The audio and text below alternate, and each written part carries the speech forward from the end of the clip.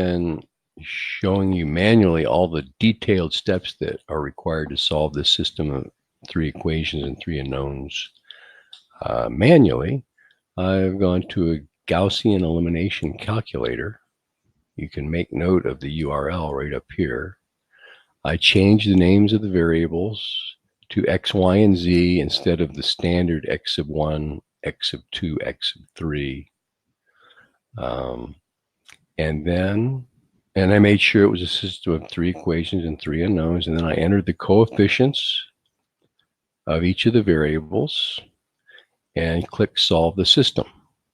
Now I'm going to go to board 5 on Wyzant and show you what our objective is. Our objective is to end up with 1, 1, 1 and along this diagonal and zeros everywhere else, and then that will lead to the conclusion that x equals -3, y equals 0, z equals 4.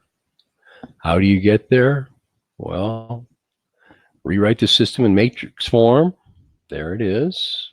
And now we're going to use row transformations to end up with that 1, 1, 1, and zeros everywhere else. So initially, you want to focus on getting a 1 here. That's why they divided row 1 by 5.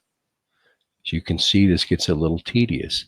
Now, once you've got 1 there, we want to make these elements of the matrix equal to 0. So as we go to board 3, you'll see that's what they do. We're going to multiply row 1 by -4 and add it to row 2. That gives us a 0 here, right in this element. And we're going to multiply row 1 by -2 and add it to the 3rd row. That's what gets rid of the 4 and the 2 here and turns them into zeros. Once you've got that format, we want to make this element a 1. And that's what they did here. How did they do it? They divided row 2 by -9.4. And of course, that doesn't affect this 0. It does change this element to a 1, and it changes what these guys look like. And once we've got that divided, we want to turn this 3.8 to a 0. So what did they do? Multiply row 2 by 0.6 and subtract it.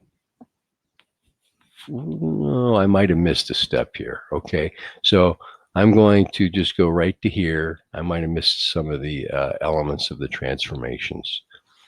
But you can go directly to this URL, do just what I did here, and itemize the steps yourself. It's pretty tedious to multiply and subtract all those fractions, but it can be done. There you go.